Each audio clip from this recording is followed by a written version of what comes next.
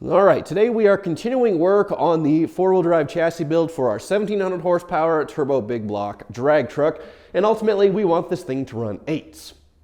Now today we got a lot of fabrication to do on the front suspension, so let's just jump right in and get to the work.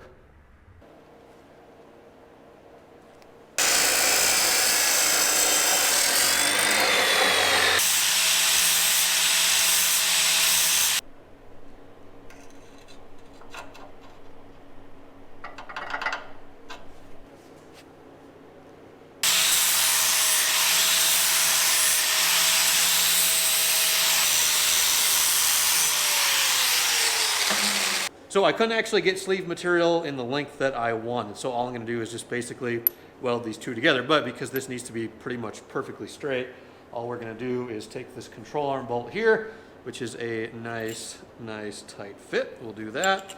Put that guy on there, put that guy on there, tighten up the nut, and that is going to hold it when I tighten it up nice and straight as we weld. Boom, perfect.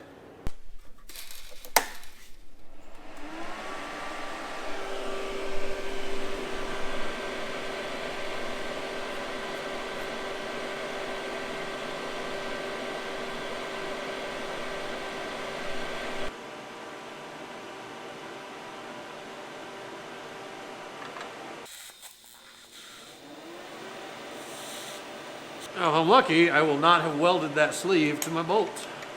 Let's see how we did. Oh, beautiful.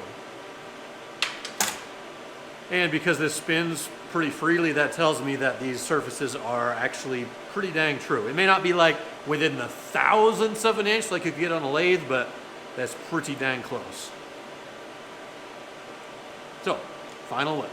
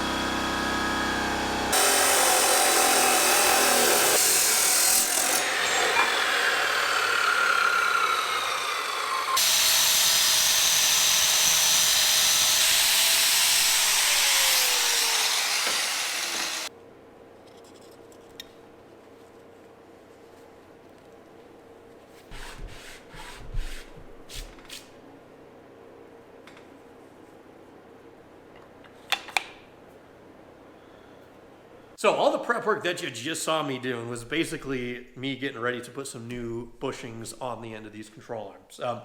Nothing wrong with the stuff that was on there before, but I just wanted something with a little bit thicker inner sleeve and with a little bit firmer bushing material. This is like Darylin. It's an extremely hard, I don't know what it is, nylon, plastic or something. It's really hard, and there's zero give compared to the polyurethane, which might make for a nicer ride, but I want to have absolutely zero flex in this front end. So we're just redoing the ends.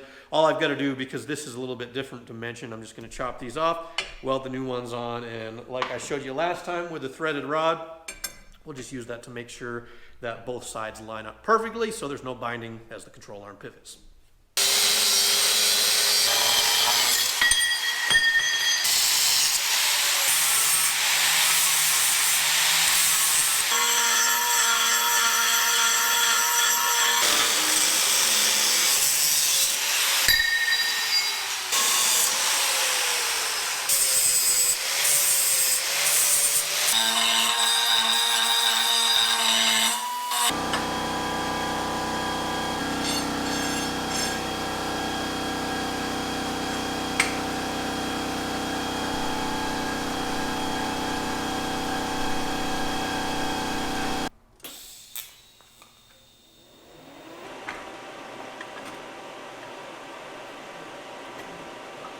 Okay, one more frequently asked question. Am I going to powder coat or take care of this frame and make it look nicer?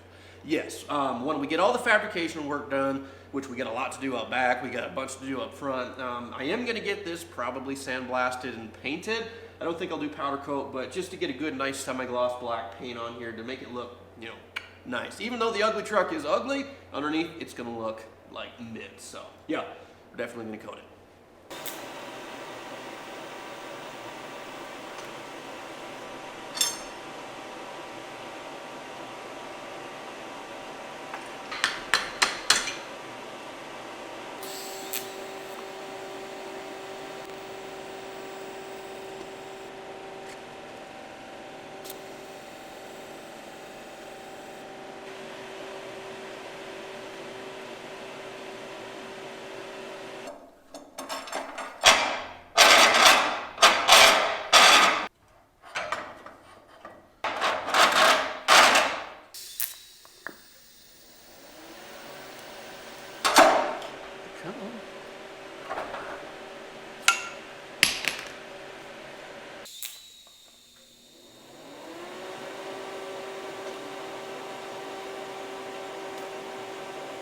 So I'm just going to do a series of small tack welds and just kind of let it cool off in between and keep checking alignment, because this is like the most critical part of this whole thing. Is I want perfect alignment for here.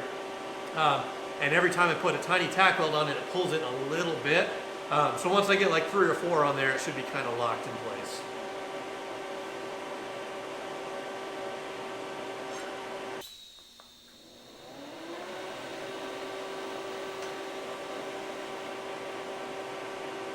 If I was doing a production run of these, I'd probably make some like aluminum bushings.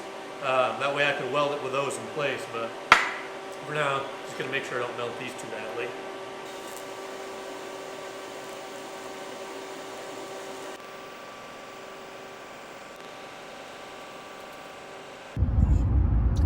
Okay, so I need to mock up the front suspension, and my whole ride height calculation is based around the angle of the CV shafts that I took of my other all-wheel drive truck. So that's kind of like the target I'm shooting for is based on the CV angle. The only problem is to get the CV shafts mocked up, I need to get the front diff in the frame, which is easy. But I also need a unit bearing on the hub, which my 4-wheel drive unit bearings that I had been saving are now currently installed in the ugly truck. That's a whole other thing. But I don't feel like going outside and removing them right now because it's, number one, really cold. It's about to snow, I think. And number two, I kind of have a bit of a cold myself right now. So yeah, don't feel like working outside. I'm just going to go to the store. I think O'Reilly's has them. They're not cheap, but they're not terribly expensive either in the grand scheme of things. So spend some more money on this project and we'll be back to work in a second.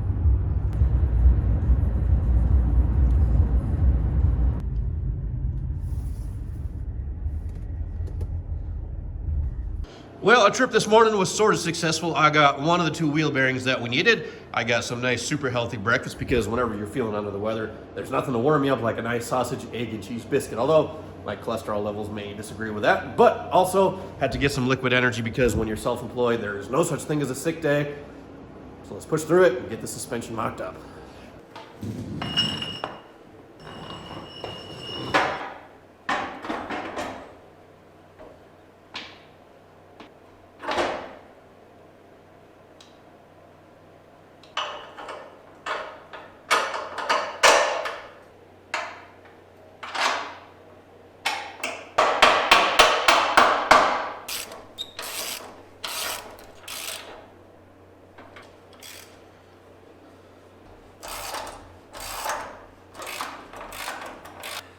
So one last thing you guys have asked quite a bit is what am I doing for the front diff?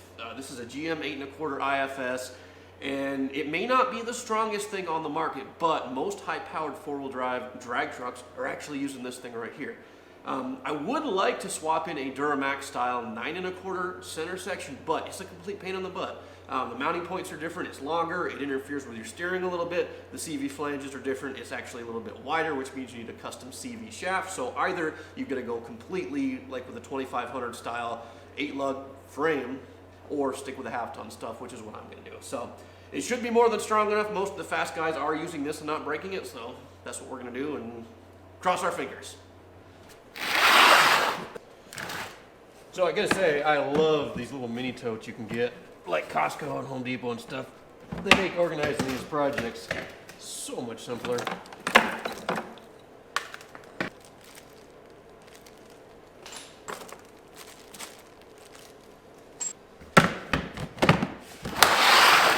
All right, the weld had a chance to cool off overnight. We have the bushings back in, and after all that fuss that I made about trying to preach how everything needs to be perfectly aligned, let's see how it actually turned out. Because whenever you weld this stuff in place, the heat can make it kind of tweak and move around a little bit. So here's the moment of truth. There's the first side.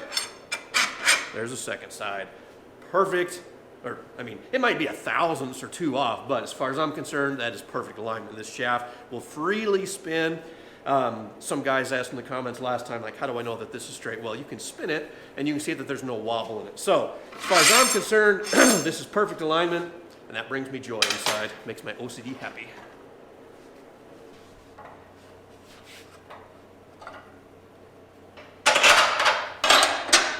So, the last thing we're going to check is, once I get these tightened down, do we still have free movement? Because I did set the inner sleeve of this just a hair longer than the outside of the bushing here. So in theory, that should let the bushing pivot on the sleeve. The sleeve's going to be locked in place when it tightens up. So, cross your fingers. All right, there's the first one tight. Definitely snugged it up a little bit, but it's still, I mean, I can move it with one finger. Let's try side number 2. All right, simple as that.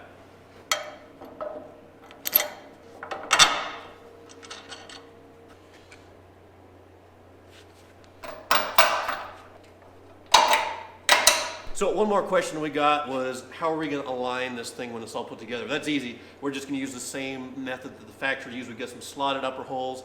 We're going to have the adjustable alignment cams. Except instead of the factory style, I'm going to have the one with a bunch of holes in it just so we can kind of lock this thing in. But yeah, it's going to align just like factory using the slots up top.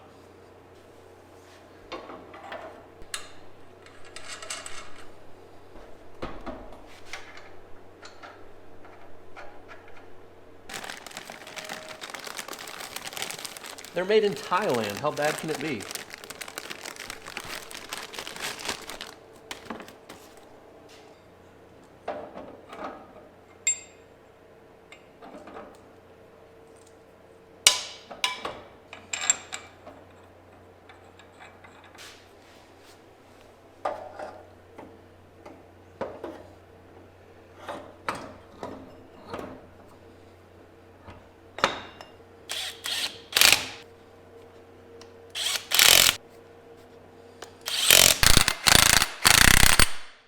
Never do that, by the way. So my goal for the ride height on this thing is to be a little bit higher than it currently is being two-wheel drive, and similar to what the Copo truck looks like. The CV angles on the Copo truck, 15.2 degrees uphill. So this is exactly what it looks like under that truck, according to my angle meter. But now that I'm looking at it, it seems like a bit of an extreme angle. I don't know if I like it. Ideally, I will lift the front end and flatten that angle out to, I don't know, maybe 10 degrees or so. It worked fine in the Copo truck. That was over 500 wheel horsepower. I did countless launches in that thing, and we never had any problems with CV axles binding or braking. Of course, this truck is going to have 3 times the power, but I guess what I'm saying is this probably would work, but I don't think it's ideal. This is part of the reason why I want the adjustment holes in the upper shock tower that I'm going to build here. The only problem, though, is when I do my suspension out back, I don't know if I'm going to be able to get this thing to have an even ride height because, well, let's see here. If let's say 10 degrees, for example, I think is what I'm going to shoot for. Okay, 10.5 right there. That's pretty good. That actually lifted the front end. That's 28. It was, what, 29 3. So that raised the front end 1 3/8 inches from where it was at 15 degrees going up to 10 degrees. And I like this angle a lot better. Of course, when we're on the throttle, the front's going to rise up and it's going to flatten out even more. But I'd like to target somewhere around 10 degrees, I think, at ride height. But I'm doing I don't want to tell you what I'm doing out back yet, but I don't know if I'll be able to match the ride height exactly. And that'll bug me if the ride height's not even. So anyway, the short version of this whole rambling thing is I need to have an adjustable upper coilover mount to make sure we can put this where actually like a blend of where I want it and where I need it, because OCD sucks.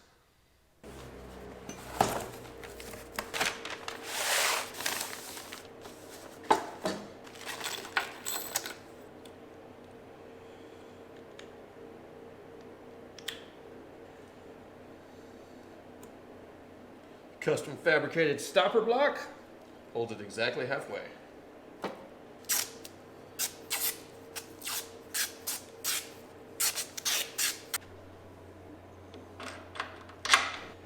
So we are going to have to move this lower tab outboard just a hair. These adjustment knobs are pretty much touching the CV shaft. But the good thing is, as the wheel turns, the CV axle actually in here doesn't get any closer or further away, so we'll just have to bump these outboard a little bit.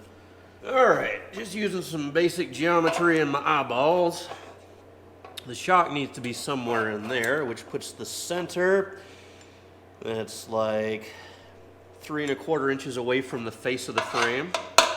And then it puts the center of the hole, covering up the markings, about 5 inches above. So 5, 3 1/4.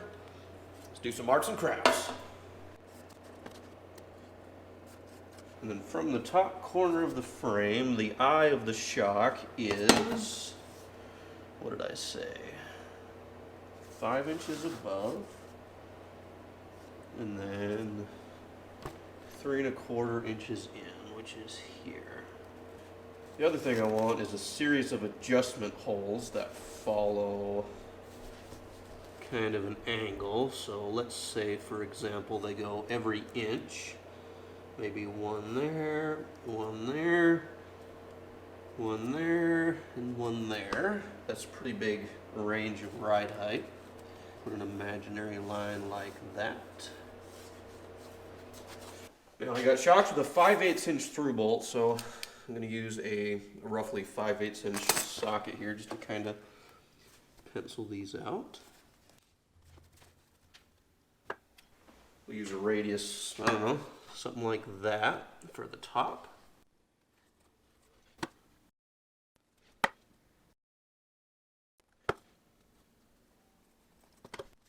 Something like that, something like that, something like that. Let's rock them out.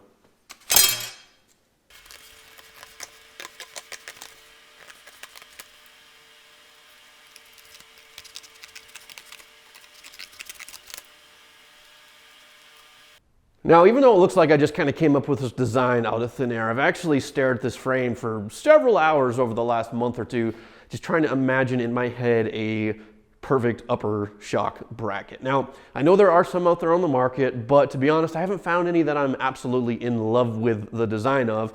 And I've even looked at things like, you know, different Jeep and off-road adjustable shock brackets, and I never found anything that I love. So I figured, what the heck, let's build our own. We did a little bit of math beforehand, just trying to figure out, you know, the ideal angle and spring rate and shock travel and all that good stuff. And that's the rough draft. That's what we came up with. Now that I'm seeing it in person, though, there are a few tweaks that we're going to make. This is pretty much the design, but like I'm going to lean the upper shock position in just a hair, maybe by 1/4 to 3/8 of an inch, just to kind of get that angle laid back a little bit more, so we're just inside square of the lower control arm. On this edge here, instead of going straight from this point to the bottom of the frame, we'll go in a little bit, we'll kick it straight down and go parallel with the frame. That way we'll have a little more material to work with, especially on the back side here. And that'll allow me to put an access hole in for a socket so I can still get to the upper control arm mount. Because I think the upper plate here is going to be, I don't know, maybe 1.5 inches away from that face. There will also be some spacers front to back to keep these two front and rear plates wider than the coil spring. That'll be centered nicely inside it. There'll be another plate along the back side here, probably a handful of gussets, but that's basically the design. I thought about coming and making like an L shape and going on the top of the frame, which would strengthen it a little bit, but I can't do that over on this side because I have a turbo up pipe that comes like right through here, so I wouldn't be able to go. I could come in a little bit, but not a whole lot. So maybe I'll revisit that a little bit. But that's basically the bracket design that I've come up with. I'm gonna get these things laser cut or CNC plasma cut out of like a 1/4 inch plate, and then I'm gonna have an 1/8 inch doubler made over the adjustment holes here. That way it's like super beefy and super strong. Because that's another one of my mantras is build it overkill rather than trying to save weight. I want this thing to be like bomb proof. I do owe you guys an apology. I know some of this stuff seems to drag out and take a little bit of time. This is the second video in a row on suspension, but when you gotta, you know, like redoing those control arm bushings, that stuff adds up time, and I've only got one of them done. I still need to do the opposite side. So yeah, it's time, but I would much rather take the time to do it right now rather than coming back later and having to fix it or whatever. I put it this way, I have never once regretted spending extra time on a project to make it right, because in the long run, you have a much better finished product. So thank you guys for your patience. Thank you for watching. I do appreciate it. Hope you guys have a happy holidays, Merry Christmas, and all that good stuff. Next time on this project, I'm not saying next video, but the next time we're on the Ugly Truck project, I think I'm going to get the big block actually mounted in the frame for mock-up. I got to get this motor mount built. I have a mock-up transmission just to kind of see it in place, make sure like the oil pan is going to clear and all that good stuff, because there's still a few unknowns about fitting this big block into a 4-wheel drive half-ton. So just one of those things. Thank you guys. Come back soon. If you want to know more about the Ugly Truck project that this chassis is destined to go underneath, be sure to check out the compilation video I did from the time we bought the truck bone stock when it was really, really super ugly, all the way up until our 10-second quarter mile pass with a bone stock 8.1.